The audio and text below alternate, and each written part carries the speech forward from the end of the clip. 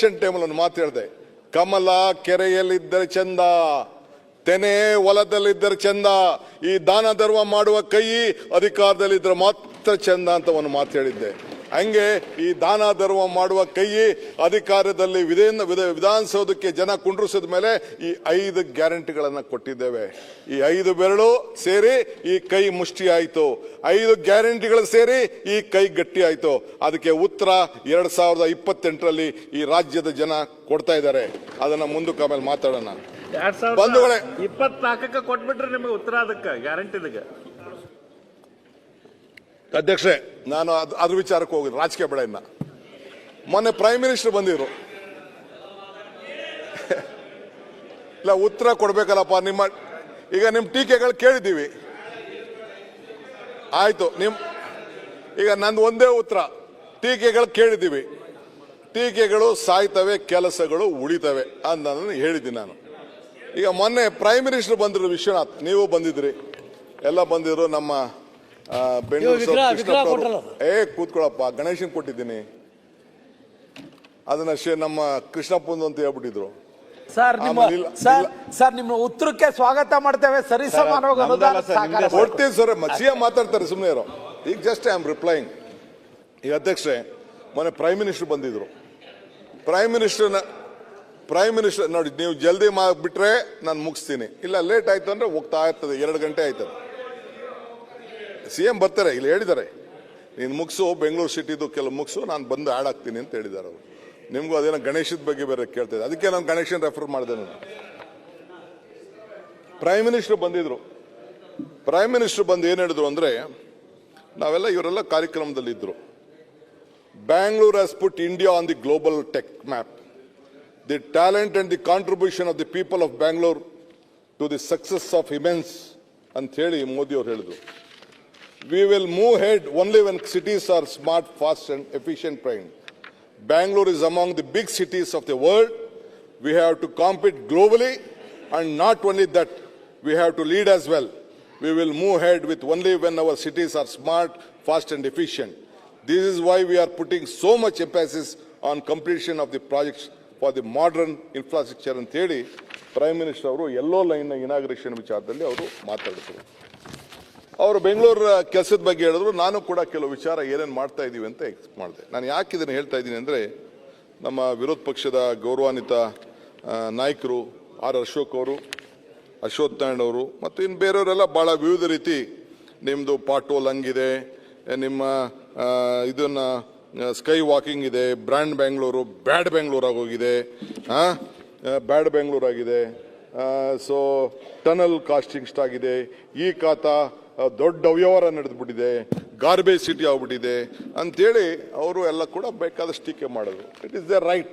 ನಾನು ಅವ್ರ ಟೀಕೆನ ನಾನು ಬೇಡ ಅಂತ ಹೇಳಿ, ಯಾಕಂದರೆ ವಿರೋಧ ಪಾರ್ಟಿಲಿ ಅವ್ರದ್ದು ಸರ್ವೈವಲ್ ವಿಚಾರ, ನನ್ನ ಟೀಕೆ ಮಾಡಲಿಲ್ಲ ಅಂದರೆ ಅವ್ರದ್ದು ಸರ್ವೈವಲ್ ಇಲ್ಲ.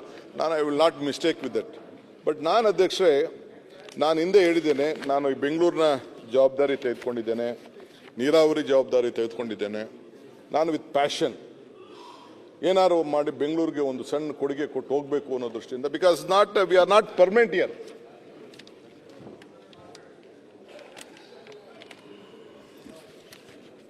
ಯಾಕೆಂದ್ರೆ ನಾವು ಯಾರು ಪರ್ಮನೆಂಟ್ ಇರಲಿಕ್ಕೆ ಸಾಧ್ಯ ಇಲ್ಲ. ದೇವರು ನಮಗೆ 2 ಆಯ್ಕೆ ಕೊಟ್ಟಿದ್ದಾನೆ, ಒಂದು ಕೊಟ್ಟು ಹೋಗ್ಬೇಕು, ಇನ್ನೊಂದು ಬಿಟ್ಟು ಹೋಗ್ಬೇಕು. ಸೊ ತೆಗೆದುಕೊಂಡು ಹೋಗೋದು ಯಾವುದೂ ಇಲ್ಲ. ಮರಕ್ಕೆ ಬೇರು ಎಷ್ಟು ಮುಖ್ಯನೋ ಮನುಷ್ಯನಿಗೆ ನಂಬಿಕೆ ಕೂಡ ಹಂಗೆ ಅಷ್ಟೇ ಮುಖ್ಯ. ಹಾಗೆ ನಾವೇನಾದ್ರು ಒಂದು ಪ್ರಯತ್ನ ಮಾಡಬೇಕು. ಈಗ ನಾವೆಲ್ಲ ಹಳ್ಳಿಲಿದ್ದೀವಿ, ನೀವೆಲ್ಲ ರೈತರ ಮಕ್ಕಳು ಭಾಳ ಜನ ಇದ್ದೀರಿ. ಉಳಿ ಪೆಟ್ಟು ಬೀಳದೆ ಯಾವ ಕಲ್ಲು ಶಿಲೆ ಆಗ್ಲಿಕ್ಕೆ ಸಾಧ್ಯ ಇಲ್ಲ. ನೇಗಿಲು ಹೊಲ ಉಳದೆ ಭೂಮಿನೂ ಕೂಡ ಮಟ್ಟ ಆಗ್ಲಿಕ್ಕೆ ಸಾಧ್ಯ ಇಲ್ಲ. ಹಂಗೆ ನಮ್ಮ ಪ್ರಯತ್ನವನ್ನು ನಾವು ಮಾಡಿಕೊಂಡು ನಾವು ಈ ಸಂದರ್ಭದಲ್ಲಿ ನಾವು ಹೋಗ್ತಾ ಇದ್ದೇವೆ. ಸೊ ಅದಕ್ಕೆ ಬೆಂಗಳೂರಿಗೆ ಏನಾದ್ರು ಮಾಡಿ ಒಂದಷ್ಟು ಸಹಾಯ ಮಾಡಬೇಕು ಅಂತೇಳಿ ನಿಮ್ಮೆಲ್ಲರ ಸಹಕಾರ ಕೂಡ ಕೇಳಿದೆ. ತಾವೆಲ್ಲ ಸಹಕಾರ ಕೊಡ್ತಾ ಇದ್ದೀರಿ, ನಾನೇನು ಇಲ್ಲ ಅಂತ ಹೇಳೋದಿಲ್ಲ. ಇವತ್ತು ದಾಖಲೆಗಳು ಮೂಲತ್ವವಾಗಿ ಅಲ್ಲಿಂದ ನಾನು ಬರ್ತೇನೆ.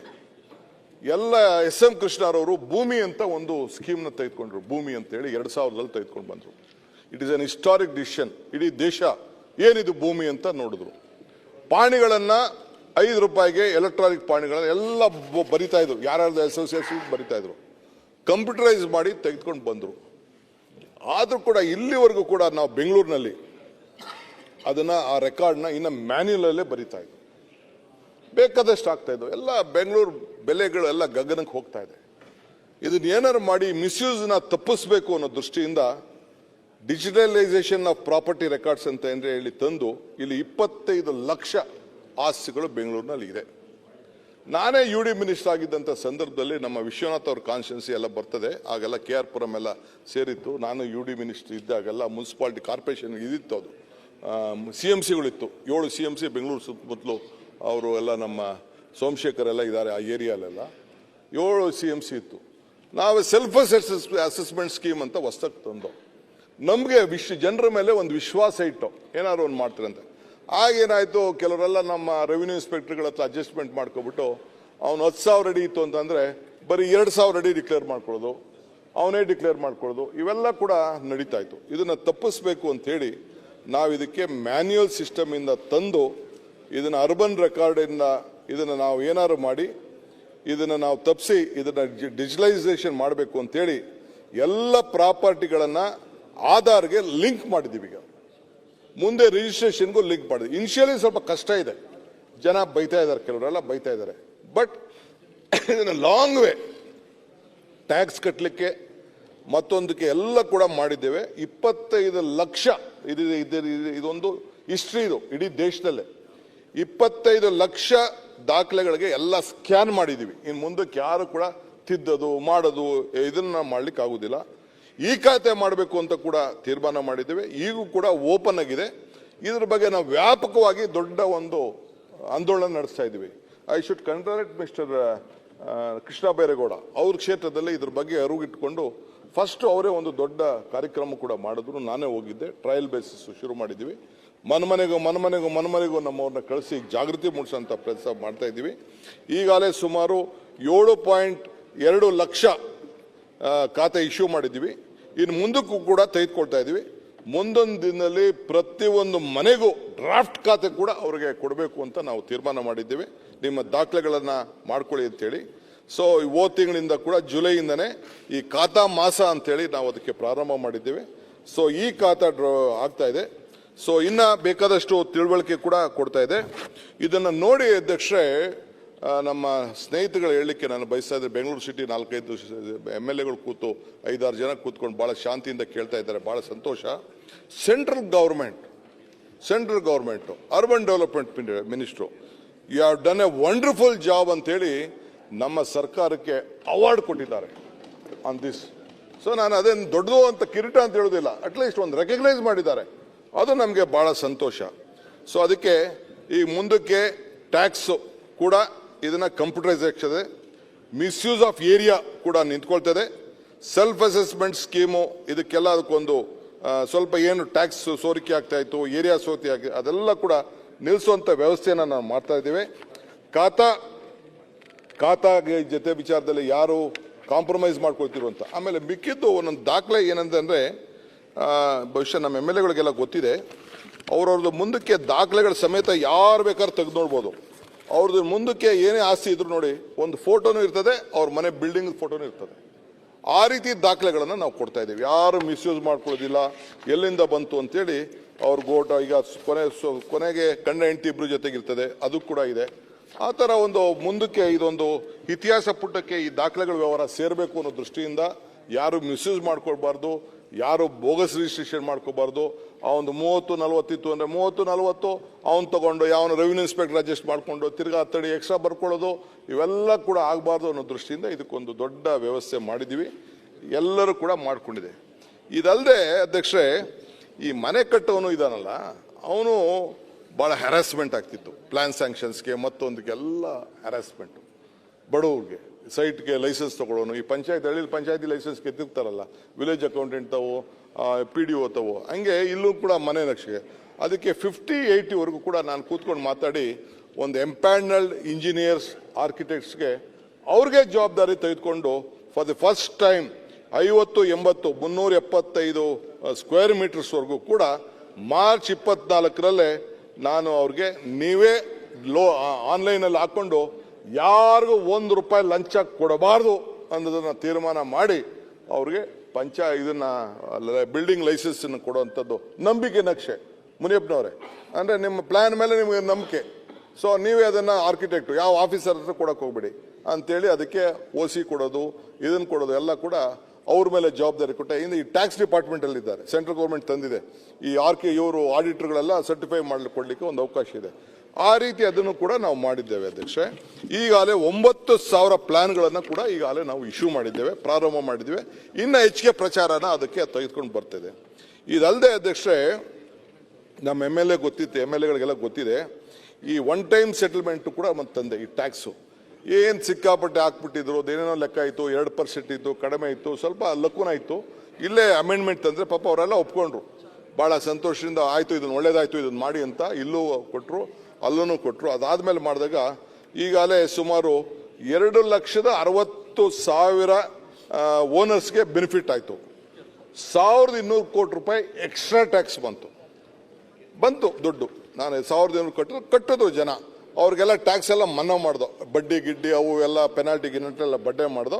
1,200 ಕೋಟಿ ರೂಪಾಯಿ ಬೆಂಗಳೂರಿಗೆ ಒನ್ ಟೈಮ್ ಸೆಟಲ್ಮೆಂಟ್ಸ್ ಬಂದಿದ್ದೀವಿ.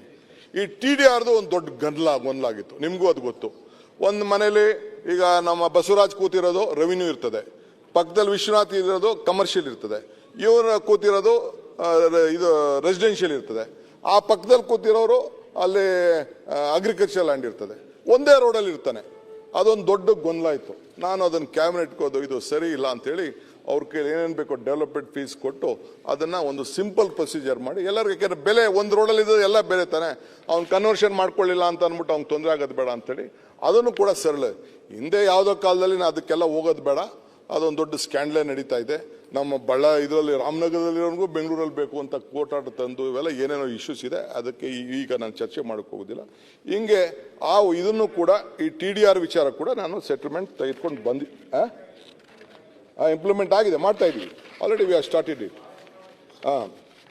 ಅದಾದಮೇಲೆ ಅಧ್ಯಕ್ಷರೇ, ಇನ್ನೊಂದು ಮುಖ್ಯವಾಗಿ ಇಡೀ ರಾಜ್ಯದಲ್ಲಿ ನಮ್ಮ ಸತೀಶ್ ರೆಡ್ಡಿ ಇಲ್ಲ, ಈ ಸತೀಶ್ ರೆಡ್ಡಿಯಿಂದನೇ ಈಗ ಶುರುವಾಗಿದ್ದು. ಹಿಂದೆ BJP ಗೌರ್ಮೆಂಟಲ್ಲಿ ಬಿ ಖಾತೆ ಅಂತ ಒಂದು ಶುರು ಮಾಡಿದ್ರು.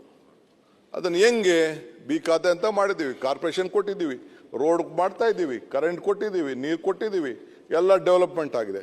ಈ ಹಳ್ಳಿಲಿ ಏನಾಗಿದೆ, ಎಲ್ಲ ಏನು ಮಾಡಿಬಿಟ್ಟಿದ್ದಾರೆ ಅಧ್ಯಕ್ಷರೇ, ಈಗ ನಿಮಗೂ ಗೊತ್ತಿರ್ತದೆ, ಈ ರೆವಿನ್ಯೂ ಸೈಟ್ ಫಾರ್ಮ್ ಮಾಡಿಬಿಟ್ಟಿರ್ತಾರೆ. ಬರೀ ಸೈಟ್ ಮಾತ್ರ ರಿಜಿಸ್ಟರ್ ಮಾಡ್ತಾನೆ, 30-40 20-30 20-40 30-40 ರಿಜಿಸ್ಟರ್ ಮಾಡ್ತಾನೆ. ಈ ರೋಡ್ ನಿನ್ನ ನಮ್ಮ ಮುನಿಯಪ್ಪನ ಹೆಸರಲ್ಲೇ ಇರ್ತದೆ, ಪಾಣಿಲೇ ಇರ್ತದೆ. ಆ ಕಡೆ ಸೈಟ್ ಕೊಟ್ಬಿಟ್ಟವನೇ, ಅವನು ದುಡ್ಡು ಉಸುಲು ಮಾಡ್ಬಿಟ್ಟವನೇ, ರೋಡ್ ಮಾತ್ರ ಇರ್ತದೆ. ಪಾಣಿಯಲ್ಲಿ ತಿರ್ಗ ಅವನ ಹೆಸರು ಬರ್ತಾನೆ ಇರ್ತದೆ. ತಿರ್ಗಾ ಅವ್ನು ನ್ಯಾಯ ಆಡ್ಕೊಂಡು ಇದು ನಂದು, ಅವ್ರ ಅಪ್ಪ ಬಂದ್ಬಿಟ್ಟ, ಮಗ ಬಂದ, ತಿರ್ಗಾ ಮಗಳು ಪಾಣಿ ನನ್ನ ಸೇರಿದೆ ಅಂದ್ಬಿಟ್ಟು ತಿರ್ಗಾ ಇನ್ನೊಂದು ಬಸವರಾಜಿಗೆ ಮಾರ್ಬಿಡೋದು. ಇಲ್ಲ ಆಗೋದು. ಅದಕ್ಕೆ ಏನಾದ್ರು ಮಾಡಬೇಕು ಅಂತೇಳಿ ಈ ಫಸ್ಟ್ ನಾನು ಏನು ಮಾಡಿದೆ ಅಂದರೆ, all roads I declared it as a government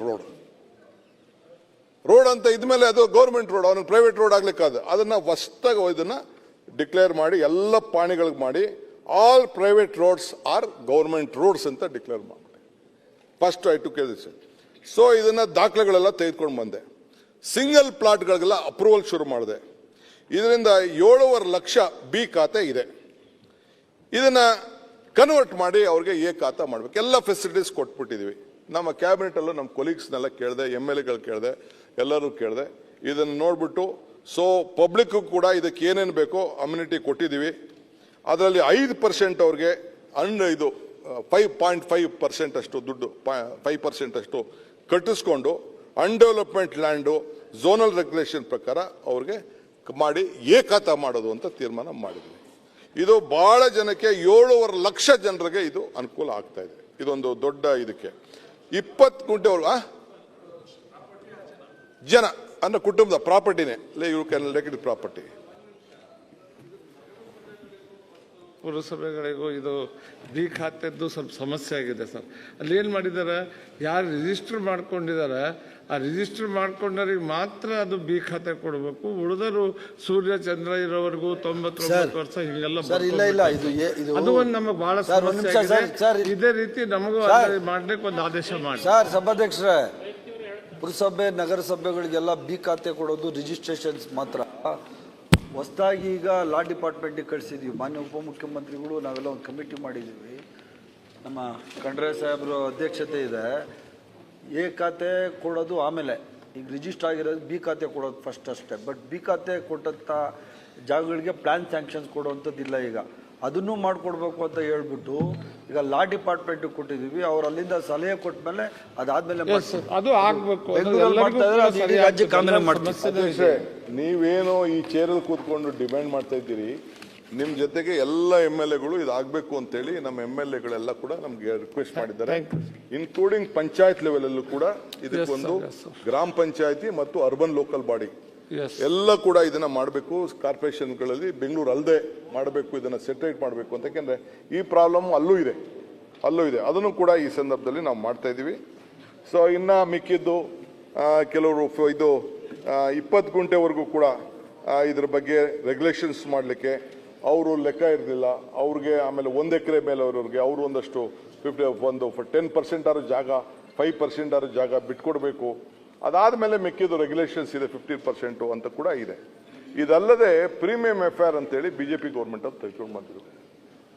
50% ಮಾಡಬೇಕು, ಅದಕ್ಕೊಂದು ಪ್ರೀಮಿಯಂ. ಬಾಂಬೆಲಿದೆ, ಬೇರೆ ಬೇರೆ ಕಡೆ ಎಲ್ಲ ಇದೆ, ಅಹಮದಾಬಾದ್ ಇದೆ, ಚೆನ್ನೈಲಿದೆ, ಎಲ್ಲ ಇದೆ, ಮಂಗಳೂರಲ್ಲೂ ಇದೆ. ಆಲ್ರೆಡಿ ಮಂಗಳೂರಲ್ಲಿದೆ, ನಮ್ಮ ಮಂಗಳೂರು MLAಸ್ಗೆಲ್ಲ ಗೊತ್ತಿದೆ, ಅದಿದೆ.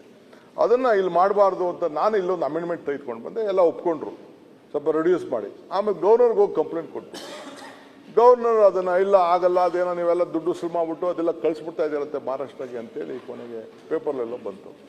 ನಾನು ಗವರ್ನರ್ ಅವ್ರು ಕೇಳಿದೆ, ಅಲ್ಲ ಸ್ವಾಮಿ, BJP ಗೌರ್ಮೆಂಟ್ ಇದ್ದಾಗ ಬಂದು ಆರ್ಡರ್ ಪಾಸ್ ಆಗಿ ಆ್ಯಕ್ಟಲ್ಲಿದೆ, ಈಗಾಗಲೇ ಇಂಪ್ಲಿಮೆಂಟ್ ಆಗಿದೆ. ನೀವು ಸಂತೋಷದಿಂದ ಕ್ಲಿಯರ್ ಮಾಡಿದ್ರೆ ನಾನು ಅದನ್ನು ಮಾಡ್ತೀನಿ, ನೀವು ಮಾಡಲಿಲ್ಲ ಅಂದರೆ BJP ಗೌರ್ಮೆಂಟ್ ಇದೆ ಅದನ್ನೇ ಇಂಪ್ಲಿಮೆಂಟ್ ಮಾಡ್ತೀನಿ ಅಂತ. ಈಗ ಅದನ್ನೇ ಇಂಪ್ಲಿಮೆಂಟ್ ಮಾಡಿದ್ದೀನಿ. ಇವ್ರೇನು ಮಾಡಿದ್ರು ಅದನ್ನೇ ಇಂಪ್ಲಿಮೆಂಟ್ ಮಾಡಿದ್ದೀನಿ. ಈಗ ಅದೇ ಇದೆ, ಕೋರ್ಟಲ್ಲಿ ಯಾರೋ ಒಬ್ಬ ಇದೆ. ಈಗ already this is been implemented in different part of the state. ಮಂಗಳೂರವರೆಲ್ಲ ಇಂಪ್ಲಿಮೆಂಟ್ ಮಾಡ್ಕೊಂಡು ಈಗ ಅದನ್ನು ಉಪಯೋಗಿಸ್ತಾ ಇದ್ದಾರೆ, ದುಡ್ಡು ಕಲೆಕ್ಟ್ ಮಾಡ್ತಾ ಇದ್ದಾರೆ. ನಮಗೂ ಅದಕ್ಕೊಂದು 2-3 ಸಾವಿರ ಕೋಟಿ ಬರ್ತಾ ಇದೆ ಅನ್ನೋದು ನನಗೊಂದು ನಂಬಿಕೆ ಇದೆ. ಒಂದು 5,000 ಕೋಟಿವರೆಗೂ ಬೆಂಗಳೂರಿಗೆ ಕಲೆಕ್ಷನ್ ಆಗ್ಬೋದು ಅನ್ನೋದು ಕೂಡ ಒಂದು ನಂಬಿಕೆ ಇದೆ. I am just waiting. ಕೋರ್ಟಲ್ಲಿ ನಾಳೆ ಏನೋ ಕೇಸ್ ಇದೆ, ಯಾರೋ TDR ಅವ್ರಿಗೆ ವ್ಯಾಲ್ಯೂ ಉಂಟಾಯ್ತದೆ ಅಂತ ಅರ್ಜಿ ಹಾಕ್ಕೊಂಡಿದ್ದೇನೆ, ಅದು ಕೂಡ ಆಗ್ತದೆ. ಸೊ ಹಂಗೆ ಇದಲ್ಲದೆ ನಾವು GBA ಮಾಡಿರೋದು ಅವ್ರಿಗೆಲ್ಲ ಪಾಪ ಸಹಕಾರ ಕೊಟ್ಟಿದ್ದಾರೆ. I should thank all the leaders of the opposition party, which ever may be. Publicly ಏನೋ ಮಾತಾಡ್ತಾರೆ, ನಾನು ಅದಕ್ಕೆ ಮಿಸ್ಟೇಕ್ ಮಾಡ್ಕೊಳ್ದಿಲ್ಲ, ಎಲ್ಲ ಕೋಆಪರೇಷನ್ ಮಾಡಿದ್ದಾರೆ. ಇನ್ನು ಮುಂದಕ್ಕೂ ಕೂಡ ಕೆಲವು ವಾರ್ಡು ಮತ್ತೊಂದು ಕೆಲವೆಲ್ಲ ಮಾಡಬೇಕಾಗ್ತದೆ. I will take them into confidence. ಇದರಲ್ಲೇನು ಬಾರ್ಡಿಗೆ ಏನು ಯಾರು ಇಲ್ಲಿದ್ದವ್ರು ಅಲ್ಲಿರ್ತಾರೆ, ಹಳ್ಳಿಗಳಲ್ಲಿ ಅಲ್ಲಿ ಲೋಕಲಲ್ಲೆಲ್ಲ ಸುಮ್ಮನೆ ನಾವಿಲ್ಲಿ ಬಡ್ದಾಡೋದಷ್ಟೇ. ಅಲ್ಲೆಲ್ಲ ಒಂದೇ, ಎಲ್ಲ ಕಾರ್ಪೊರೇಟರ್ಗಳು ಒಂದೇ, ಆಮೇಲೆ ಎಲ್ಲ MLAಗಳು ಒಂದೇ. ಅವ್ರದ್ದು ಒಂದೇ ಥರ ವಾತಾವರಣ ಇದೆ, ಕಾರ್ಪೊರೇಟರ್ಗಳು ಒಂದೇ ಇರುತ್ತೆ. ಅವ್ರದ್ದೇ ಎಲ್ಲ ಏನಾರ ಮಾಡಿ ಕೋರ್ಟ್ ಕೇಸ್ ಹಾಕಿದ್ದು. ಬಟ್ ಅಫಿಡವಿಟ್ ಫೈಲ್ ಮಾಡಿದೆ, ಇದು ಜಾಸ್ತಿ ದಿನ ಇಟ್ಕೊಳ್ಳೋದು ಸರಿ ಇಲ್ಲ ಅಂತ. 15 ಮೇಗೆ ಇದನ್ನು ಇಂಪ್ಲಿಮೆಂಟ್ ಮಾಡಿದ್ದೀವಿ. ಡ್ರಾಫ್ಟ್ ನೋಟಿಫಿಕೇಶನ್ 19 ಜುಲೈಗೆ ಆಗಿದೆ. ಸಬ್ಜೆಕ್ಷನ್ ಬರ್ತಾ ಇದೆ. 74ನೇ ತಿದ್ದುಪಡಿಯಲ್ಲಿ ಯಾವುದು ಕೂಡ ಬದಲಾವಣೆ ಆಗಬಾರ್ದು. ಯಾಕೆಂದರೆ ನಾನೊಬ್ಬ 74, 75ನೇ ತಿದ್ದುಪಡಿ, 73, 74 ನಾನೊಬ್ಬ ಫಲಾನುಭವಿ. ನಾನೊಬ್ಬ ಜಿಲ್ಲಾ ಪಂಚಾಯತಿ ಮೆಂಬರ್ ಆಗಿದ್ದವನು, ತಾಲೂಕ್ ಪಂಚಾಯತಿಲಿ ಅಧ್ಯಕ್ಷ ಇದ್ದವನು, ನಾನೆಲ್ಲ ನನಗೆ ಗೊತ್ತಿದೆ. ಅವ್ರಿಗೆ ಸ್ಟ್ರೆಂತ್ ಕೊಡಬೇಕು. ನಾವು ಗೌರ್ಮೆಂಟ್ ಅವ್ರು ಇಂಟರ್ಫಿಯರ್ ಆಗಬಾರ್ದು, ಅದು ಮಾಡದೆ ನಾವು ಮಾಡಿದ್ದೀವಿ. ಅದಕ್ಕೆ ಈಗಾಗಲೇ ಎಲೆಕ್ಷನ್ಸ್ಗೆ ಈಗಾಗಲೇ ಸಿದ್ಧತೆಯನ್ನು ನಾವು ಮಾಡ್ತಾ ಇದ್ದೀವಿ. ಎಲೆಕ್ಟ್ರಲ್ ರೋಲ್ ವಿಚಾರಕ್ಕೂ ಸ್ಟೇಟ್ ಎಲೆಕ್ಷನ್ ಕಮಿಷನ್ಗೆ ಪರ್ಮಿಷನ್ನು ನಾನು ಸೈನ್ ಹಾಕಿ ಕೊಟ್ಬಿಟ್ಟಿದ್ದೀನಿ. ಅವರು ಕರೀತಾರೆ, ಇರೋ ಅಂಥ ಎಕ್ಸಿಸ್ಟಿಂಗ್ ರೋಲ್ನ ಸ್ವಲ್ಪ ರೆಕ್ಟಿಫೈ ಮಾಡ್ತಾರೆ. ರೆಕ್ಟಿಫೈ ಮಾಡಿಬಿಟ್ಟು ಎಲೆಕ್ಷನ್ಸ್ನ ಕಂಡಕ್ಟ್ ಮಾಡ್ತಾರೆ. ಇದಲ್ಲದೆ ಬೆಂಗಳೂರಿಗೆ ಒಂದು ಸ್ಮೈಲ್ ಅಂತೇಳಿ Bangalore smart city infrastructure limited ಅಂತ ಒಂದು ಹೊಸ ಕಂಪ್ನಿನ ಮಾಡಿ ದೊಡ್ಡ ಪ್ರಾಜೆಕ್ಟ್ಗಳು, ಅಂದರೆ ಏನಾಗ್ತದೆ, ಒಂದೊಂದು ಕಾರ್ಪೊರೇಷನ್ಗೂ ಇನ್ನೊಂದು ಕಾರ್ಪೊರೇಷನ್ಗೂ ದೊಡ್ಡ ಪ್ರಾಜೆಕ್ಟ್ಗಳು, ರೋಡು. ಹಿಂದೆ BDO ಕೈಯಲ್ಲಿ ಎಲ್ಲ ಮಾಡಿಸ್ತಾ ಇದ್ರು. ಈಗ ನೋಡಿ, ನಾವು ಇದರಿಂದ ಬರ್ತಾ ಇದ್ದೀವಿ, ಏರ್ಪೋರ್ಟಿಂದ ಬರ್ತಾ ಇದ್ದೀವಿ. ಅಲ್ಲಿಂದ ಬರ್ಬೇಕಾದ್ರೆ ಏರ್ಪೋರ್ಟಿಂದ ಶುರು ಮಾಡಿ ಇಲ್ಲಿವರೆಗೂ ಹೆಬ್ಬಾಳವರೆಗೂ ಬರ್ತದೆ. ಅಲ್ಲಿ 3-4 ಏರಿಯಾಗಳು ಡಿವೈಡ್ ಆಗೋಯ್ತದೆ. ಈ ಕಡೆ ನಮ್ಮ ನೆಲಮಂಗಲ ರೋಡಿಂದ ಬರ್ತಾ ಇದ್ದೀವಿ, ಅಲ್ಲೊಂದು ಫ್ಲೈಓವರ್ ಇದೆ. 3-4 ದೊಡ್ಡ ಪ್ರಾಜೆಕ್ಟ್, ಎಲೆಕ್ಟ್ರಾನಿಕ್ ಸಿಟಿ ದೊಡ್ಡ ಪ್ರಾಜೆಕ್ಟು. ಸೊ ಹಿಂಗೆ ಬೇಕಾದಷ್ಟು ಮಾಡಬೇಕು. ಈಗ ಟನಲ್ ಹೊರಟಿದ್ದೀವಿ 17.5 ಕಿಲೋಮೀಟ್ರ್, ಅಲ್ಲಿ ಶುರು ಆಯ್ತದೆ, ಹೆಬ್ಬಾಳ ಶುರು ಆಯ್ತದೆ. ಎತ್ಕೊಂಡೋಗಿ ಕೃಷ್ಣ ಬೈರೂರು ಕಾನ್ಸ್ಟಿಟ್ಯೂನ್ಸಿ, ವಿಶ್ವನಾಥ್ ಕಾನ್ಸ್ಟಿಟ್ಯೂನ್ಸಿ ಎಲ್ಲ ಸೇರಿ ಇದನ್ನೆಲ್ಲ ಹೋಗಿ ಅಲ್ಲಿ ಸಿಲ್ಕ್ ಬೋರ್ಡ್ವರೆಗೂ. ಸೊ ಇಂಥವೆಲ್ಲ ದೊಡ್ಡ ಪ್ರಾಜೆಕ್ಟ್ಗಳು, buffer road, elevated corridor, white topping, ಇಂಥ ದೊಡ್ಡ ಬೆಂಗಳೂರಿಗೆ ದೊಡ್ಡ ಆಕರ್ಷಕ ಪ್ರಾಜೆಕ್ಟ್ ಒಂದೇ ಕಾರ್ಪೊರೇಷನ್ ಮಾಡೋಕ್ಕಾಗಲ್ಲ ಅನ್ನೋ ದೃಷ್ಟಿಯಿಂದ ಸರ್ಕಾರನೇ ದುಡ್ಡು ಕೊಟ್ಟು ಕೆಲವು ಕಾರ್ಪೊರೇಷನ್ ಹತ್ರನೂ ಕೂಡ ಸಹಕಾರ ತೆಗೆದುಕೊಂಡು ಮಾಡಬೇಕು ಅಂತೇಳಿ ಅದೊಂದು ಕಂಪ್ನಿ ಮಾಡಿದ್ವಿ. ಇದಕ್ಕೆ ಈಗ ಹೊಸದಾಗೆ ಒಂದು ಎಲಿವೇಟೆಡ್ ಕಾರಿಡಾರ್ನ ಮಾಡಬೇಕು ಅಂತ ನಮ್ಮ ನ್ಯಾಷನಲ್ ಹೈವೇ ಅವ್ರ ಹತ್ರ, ನಮ್ಮ ನಿತಿನ್ ಗಡ್ಕರಿ ಹತ್ರ ಹೋಗಿ ಮಾತಾಡಿ ಅವ್ರು ಕೆಲವು ಸಜೆಷನ್ಸ್ ಕೊಟ್ಟಿದ್ದಾರೆ. ಈ ಒಂದು ಹೊಸ ಕಾನ್ಸೆಪ್ಟ್ ಬಂದಿದೆ. ಜಾಸ್ತಿ ದೊಡ್ಡ ಸ್ಪ್ಯಾನು ಜಲ್ದಿ ಟೈಮಲ್ಲಿ ಆಗಬೇಕು ಅಂತೇಳಿ ಅವರು ಕೂಡ ಹೇಳಿದ್ದಾರೆ. ಅವ್ರು ಹೇಳಿದ್ರು ಬೇಕಾದ್ರೆ ಡಿಕೆ ನೀನು ನಮಗೆಲ್ಲ ಬರ್ಕೊಟ್ಬಿಡು, ನಾವೇ ನೋಡೋಣ ಮಾಡ್ತೀವಿ ಅಂತ. ಹೆಚ್ಚಿನ ವಿಡಿಯೋಗಳಿಗೆ ಪ್ರತಿಧ್ವನಿ ಯೂಟ್ಯೂಬ್ ಚಾನೆಲ್ ಸಬ್ಸ್ಕ್ರೈಬ್ ಮಾಡಿ, ಬೆಲ್ ಐಕಾನ್ ಕ್ಲಿಕ್ ಮಾಡಿ.